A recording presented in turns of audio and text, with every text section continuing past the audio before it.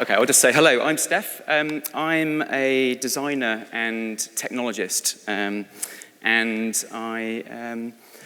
I started out life in this city. I was born here, so it's quite exciting to be back talking about the future in the place that I think in the world that's definitely the best place to start things. So my talk is all about starting things and my kind of journey in making stuff in the world. It's also quite amazing being in a room like this. If you look around, I was walking around in here before I step up on the stage, and this room is full of invention. And I realized that we're standing in a room built by people at the time that thought that this was the future. This was futuristic. There's things about modern manufacturing techniques. There's things about canals. It's quite fascinating to think that this was a view of the future at the point that it was built. And now here we are talking about the future ourselves. So I'm a hacker. It's a term that's been kind of given to me, and something I've not really felt that comfortable with, but apparently that's what you call someone who's a bit like me. And I'm going to talk through a bit of a personal journey, some of the things I've learned along the way, and tie it into that theme about ownership that is, well, it's a big issue that we're all going to be talking about in this session. And I've called this talk Starting with a Hack. A hacker is someone who is constantly kind of playing and tinkering and making things. And my particular medium is the internet, and it's data and it's software. But there are lots of different ways of doing hacking. I think when you use the word hacker at a dinner table, then the people who you're sitting with kind of imagine you as being this kind of quite sinister figure behind a kind of green screen doing evil things with a bank or something. Or like we heard about, back in the 70s, we're trying to start nuclear wars. I'm not one of those. The way that I think about making things with software and making things with design and technology is more like this book. I dug this out of the attic the other day, and this is a book that I had when I was a child. If you can't read it at the back, it's Make and Program Your Own Robots, and it's using Lego. It's using a very old and basic computer, but I did this stuff when I was a kid, and I really remember enjoying it. And for me, that experience was all about just experimenting and playing. And in preparing for this talk, I realized that was a time when I definitely felt complete ownership over my own learning, over my own process. And it seems to me that over the last few years, the way that we make businesses, the way we make digital products, the way we go about our work, it seems to have been slightly taken away from us a bit. There are these assumed words and these assumed processes that we should all obey in order to make the ultimate successful unicorn-sized startup. And I wondered if we could go back to some of that playfulness, that kind of child playing around with Lego. And basically that's what I've been doing for the last few years. Sounds nuts, but I do work in Shoreditch, so bear with me. I have a motto, and this is our family motto. I have little kids. If you're ever seeking some inspiration for being creative, just have some children. It's really great. And our motto is create something every day, and I've been kind of sticking to that for some time. And that's definitely informed the way that I do things and the way that I would do my hacking. And often that comes out in hack days. I'm assuming a bunch of you are all familiar with the idea of a hack day, so I'm not going to go into what one of those is. But I do enjoy that process of going and doing some collaboration with a stranger on a weekend, doing a tiny little project that's very constrained by a day or two. And I've been fleshing that idea out over about 7 years by doing a hack a month. And over that period, I've started businesses from some hacks. I've thrown lots of them away. Most of them have died. But it's a process that I've been kind of working on, and I thought I'd share some of it. These are 3 ownership hacks that I've done. I thought they were quite relevant. I did a hack day with Liz Barreel-Page, who's an artist, and this is a crypto quilt. The idea is that we came up with a way of representing encrypted data. So this is AES-256 encrypted text in the form of several triangles in 3 different colors. And then we turned that into a quilt. And then we spent the hack day doing a quilt, which is quite unusual when everyone else is doing robots and doing some software. And this, interestingly enough, is a very personal family secret that Liz has not revealed to anyone. And we encrypted it, sewed it into a will, and then put into the quilt, and then put the password to the secret in her will. So when she dies, the family will then become the owners of the secret. And I'm quite interested in this idea of encoding information into physical objects in your space. We've heard a bit about that with the Things project. I'm quite interested in data physicalization. It's not a business, it's a hack. And this is my data necklace, which is a physical encoding of your Twitter feed. Because tweets are great and they mean a lot to you, and you remember them, and they, some tweets mean so much to you that you wish you could kind of print them on the wall. Well, now you can. This is a wearable visualization of your Twitter feed, and along the sides of each of these beads is a particularly prominent tweet from a particular time period. It's a 21st century locket. Long after Twitter's gone, this will exist, I hope. And this is my wife's. I made it for her. And then finally, a little other ownership hack is something I did for The Guardian, or against The Guardian perhaps, where if you mistype the when you're typing theguardian.com, you'll get a little surprise. You might want to try this out at some point later on. I introduce 5 random typographical or spelling mistake errors into every page of the Guardian website, which is quite fun. And you can imagine they were saying, well, we own that. We own the Guardian. And I think there's another argument to say, well, actually, we all own the Guardian as well, because we're the readers. What are we allowed to do? So I enjoy these kind of things where you're playing around with things. These aren't businesses. These aren't things that you can say you make a living from. So how can you make a living from sketching with code in this way? I enjoy this process. Wouldn't it be great to build a business where you're the maker, you're the hacker? Let's make a studio where we gather all the cool makers and hackers we know and start something ourselves. So that inspiration is exactly what I've done over the last couple of years, because I've already done a startup. And this was a company I started a few years ago, and it came from one of those tiny hacks. So I've shown you those little things I play with, and A-Frame is a video platform for people to make video content together. It's quite a big idea, make it easier to make TV programs. But it started from a little experiment, just putting some words on a timeline of a YouTube video.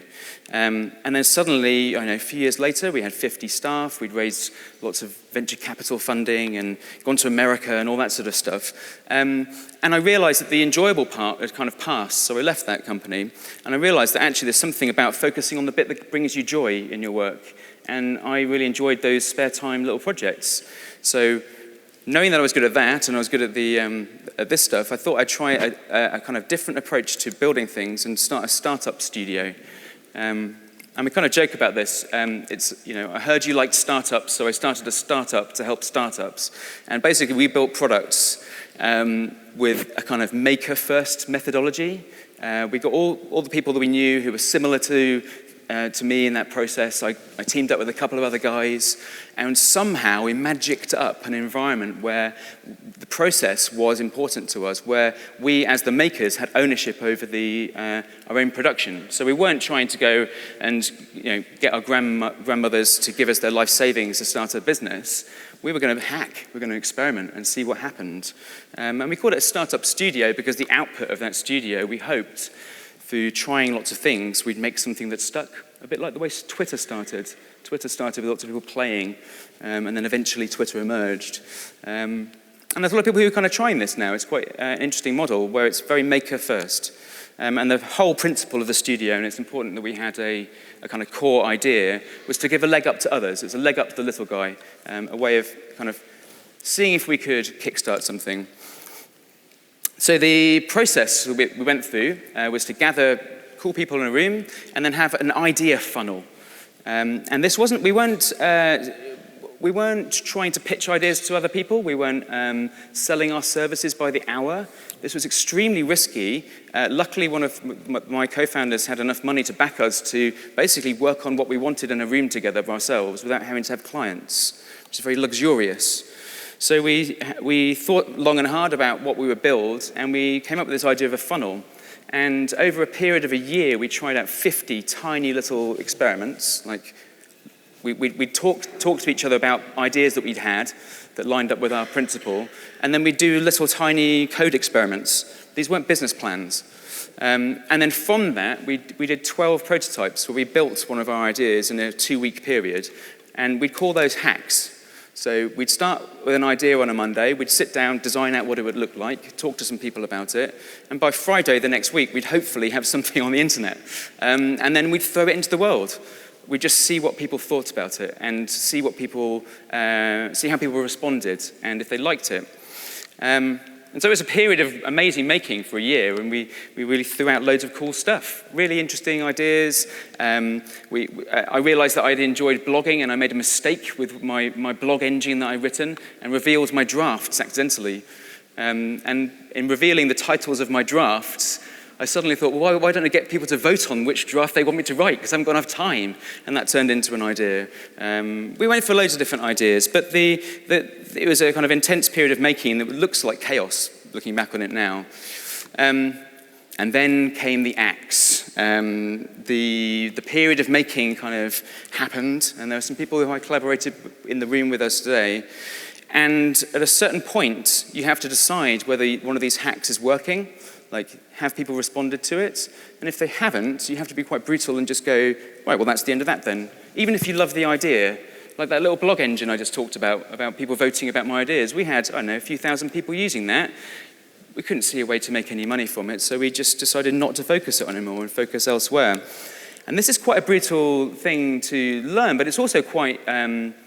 it makes everything quite light because you're owning your process. You're completely owning the way that you want to relate your work to others. And by saying to people, these are just hacks, like, what do you think? It's completely different to going and raising finance from your family and then making some kind of deep promise that you're going to follow through in a really, really controlled and focused way on an idea. And it's a completely different way of feeling about things. And so this felt actually quite easy in some ways. It was difficult for me because all of my ideas got killed. No, I'm joking. But it was quite hard to put down ideas that you love in favor of others. But learning that process of coldly evaluating your own work and then stopping can really remove you from getting stuck into a promise and stuck into having to deliver on something you don't want to work on anymore.